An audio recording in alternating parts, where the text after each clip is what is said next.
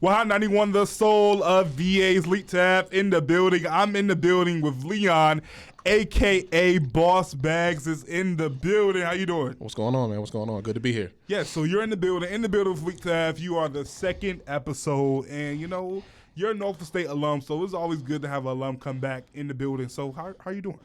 Can't complain at all, man. Everything's going according to plan. Just out here, you know, day by day, man, making it happen. Right. So, like, this show is about creatives, artists, and things I see in the 757. Okay. Like, every time I see an event, you're always there. So, I was like, let's see what Leon does. Like, so what's the day in the life of Leon? Well, Boss Bags.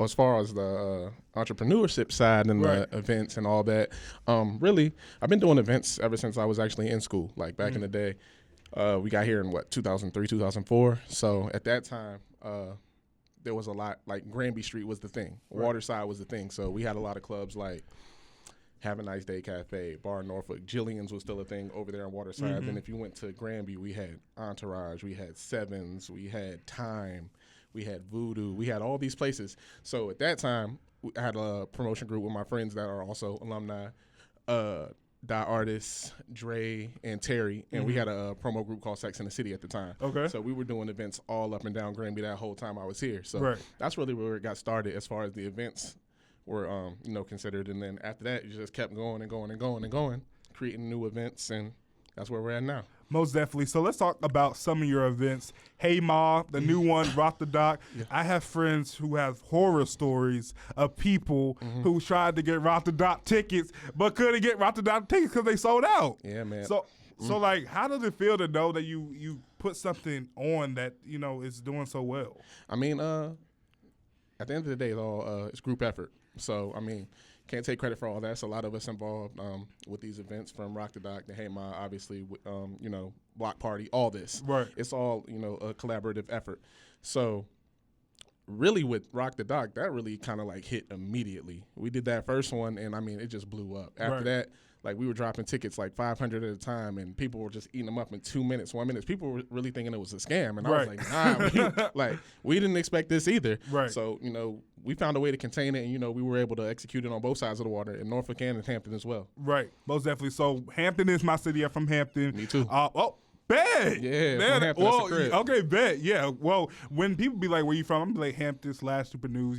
I feel like if you're from Newport News, you're from Hampton. If you're from Hampton, you're from Newport News.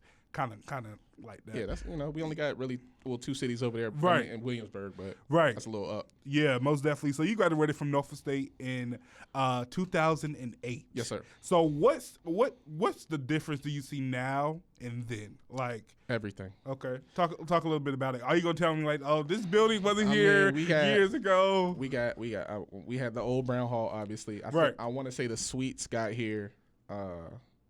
Maybe sophomore year. That whole area over there is what we used to call $2 parking. Oh. We had the old Union, obviously. When it rained, it would flood out. We had that one little bowling lane in there, a couple pool tables in the basement, and then the Chick-fil-A. And y'all paid to go here? Yeah. It's totally different. So, like, now seeing like all these buildings, the library, the new Brown, the new Student Union. Right. It's crazy that, it's come as far. I mean, obviously, we love to see it. Like, seeing your school grow into this, but we didn't have none of this. Most definitely. So let's take it back to Cousins Festival year 2. Mm-hmm. Let's talk about that. What's the collab between you, Antonio, Fam, things like that? Well, as far as Antonio and Fam, we co-founded the R&B Block Party together. Right. So as far as Cousins festivals go, Push got on that with Antonio and Fam, and they were able to blow that up. We can facilitate the Block Party lifting that to the level it was on, because the Block Party already was what it was, but to be able to take that and elevate it with them founding the Cousins Festival was amazing. So it already had a platform to be able to soar, but being able to bring those art, because the difference is we do the Block Party outside still, but bringing those artists in, those A-list artists in, really took it to another level. So it was good to see that, especially bringing it was a good turnout last year, but this year was a sellout. So it was good. So most definitely. That's why I had to say last year was for it to be the first year. Erykah Badu, Lion Babe. Who else was it? Lion Babe, Erykah Badu, and Larry June. Okay, yeah. That was a good one. But this year, I feel like it brought out everybody from the 757. It was great.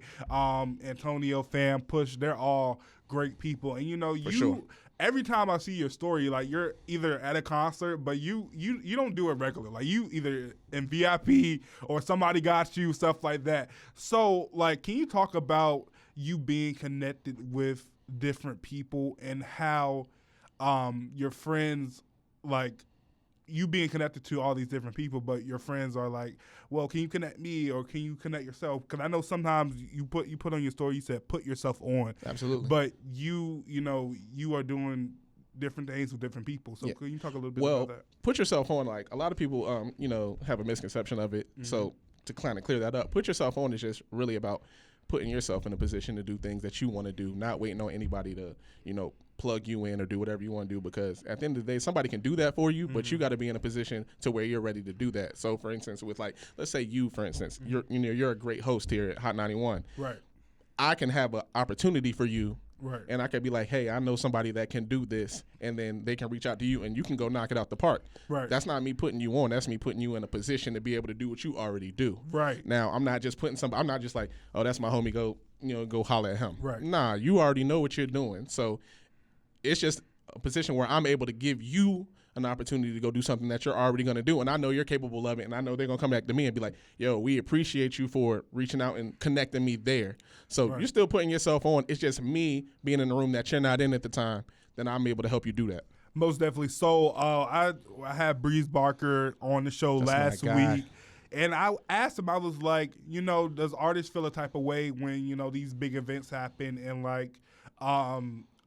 like indie artists or local artists are not featured? But I feel like every show doesn't need like a opener or indie type of vibe. And he was like, yeah, I used to feel a certain type of way when certain things used to happen and stuff like that. So how do you feel about artists who feel entitled to these stages that come to Virginia that sometimes you can be a part of and stuff like that? Well, I mean, entitlement itself is, kind of crazy in any situation.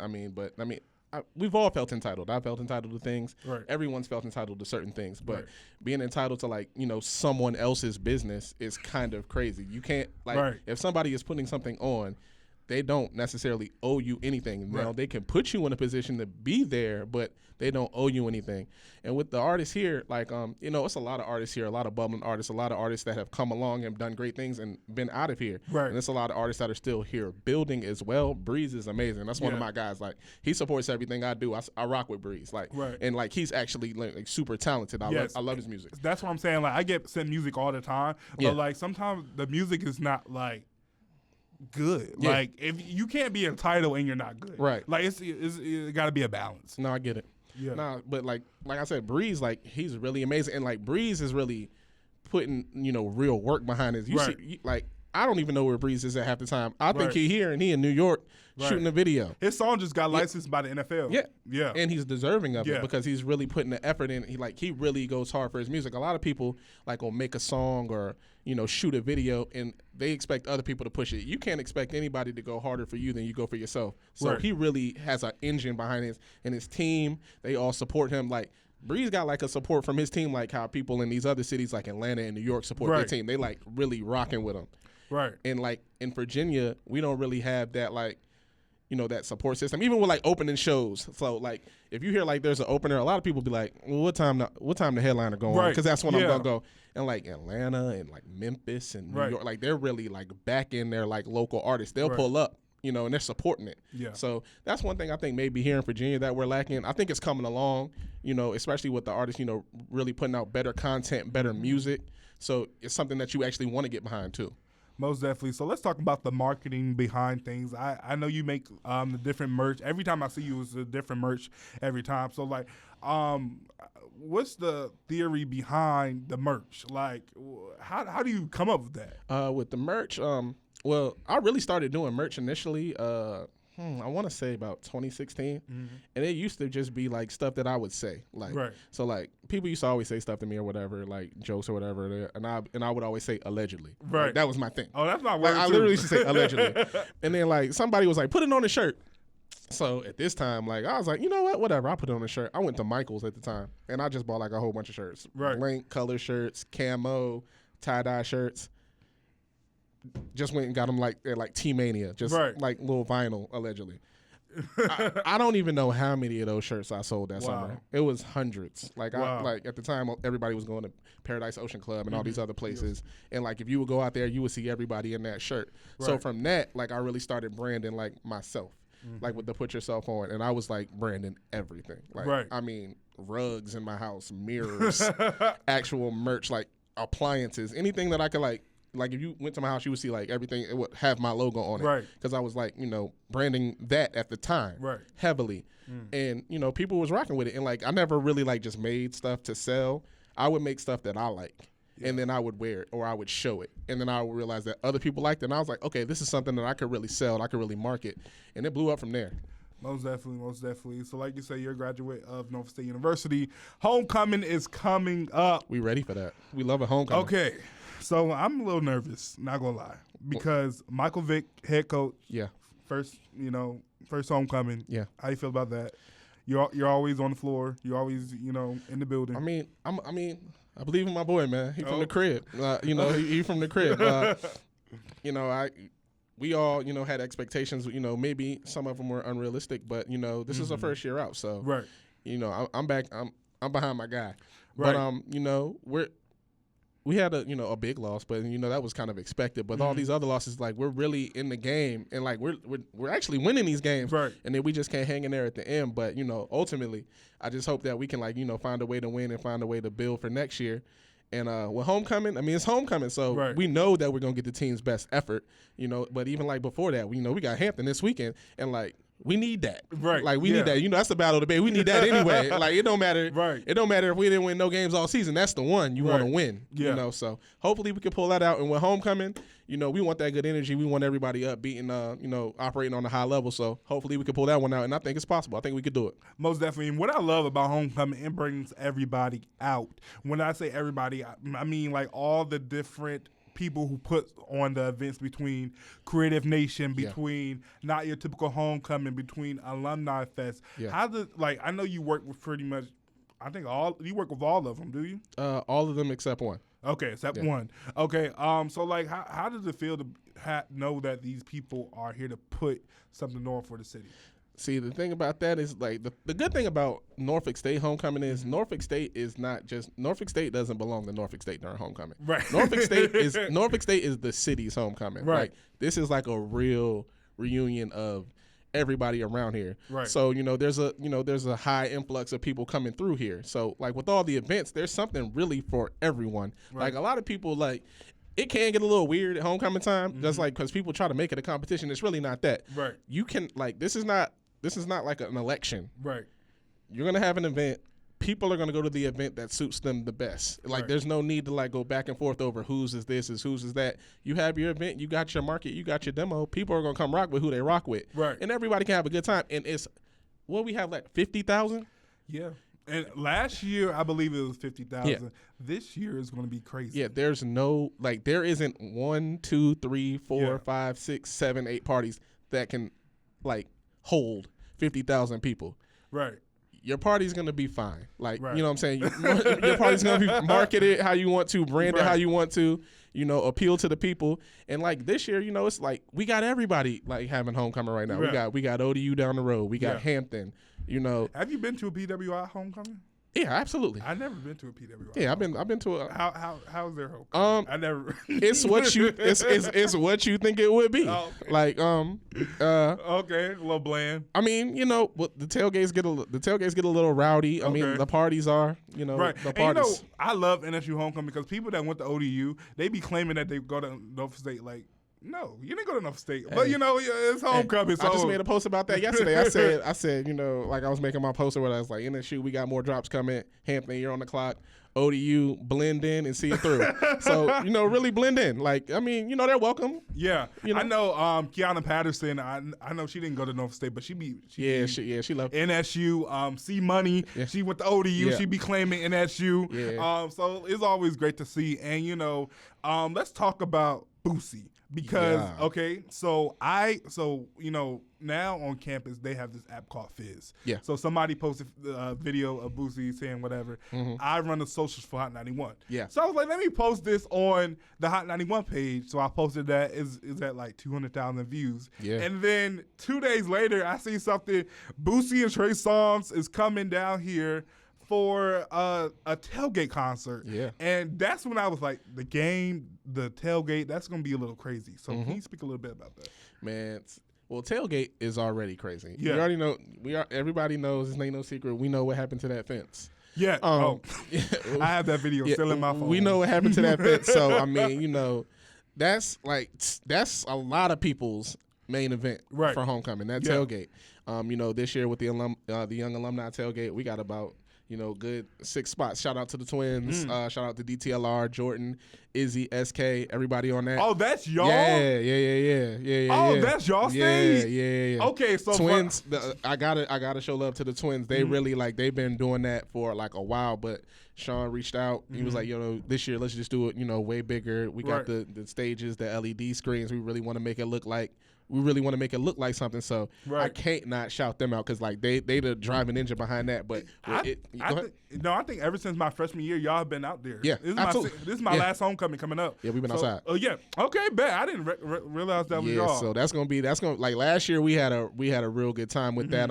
We had the kids coming on stage dancing. Right. It was a good time. Yeah, it was a great time. So this year it's just about elevating that, and then right after that we get. It's nothing to walk right across the yard. Yeah. So we're right there. After that, 8 to 11, we're gonna rock with Boosie and Trey, and then I got the Norva that night. We got Hey Ma at the Norva. Right. Ash Mack is hosting that. Yes. Hot 91 alum. Yeah. Ash Mack. She hosting that. Yeah. Bringing out everybody. Yeah. So I have to ask, what's your favorite? Like y'all had homecoming concerts. So like, what was your favorite homecoming concert? Because I heard in like 2007, somebody Jay-Z and Lil Wayne or something like that. That was way before that. Oh, 2007. Okay. That's my time. So we had. I can't remember who was on it with. All right, I know we had Trey and Fab. That was lit. We had Lil Wayne like 2 years back to back, I believe. Oh, okay. We had DJ. Are you familiar with DJ Unk?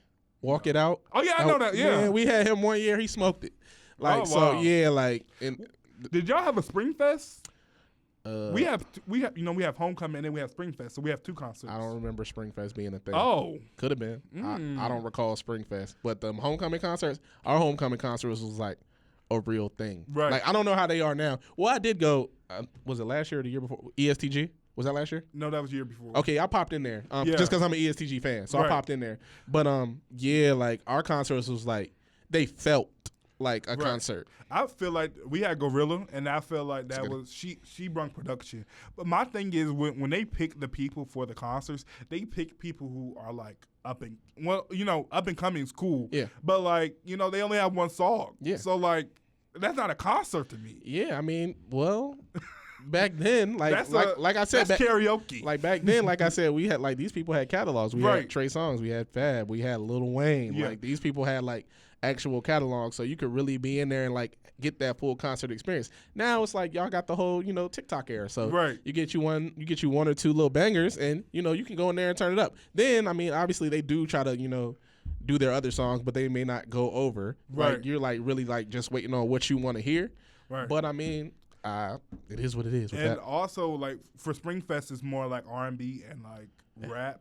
Well, no, Homecoming's rap, and then Springfest is R&B. That's my type of time. Yeah, but with that being said, like we still have alumni in these leadership positions. Do you know Bynum? Yeah, Bynum, Miss Steele. Yeah. So I feel like last year we had Lloyd. Yeah. I was like, Lloyd the homie. Lloyd is a great performer. He's a great performer, but like, he'll actually be out here Friday, Alumni Fest.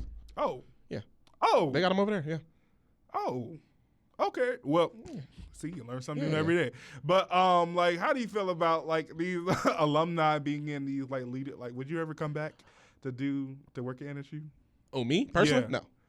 But it's not. It's just. I mean, it ain't for no reason in particular. It's just like that's not your vibe. Yeah, it's not my vibe. It's not. Right. I mean, I'll come. Do what I do. Like I'll pop in.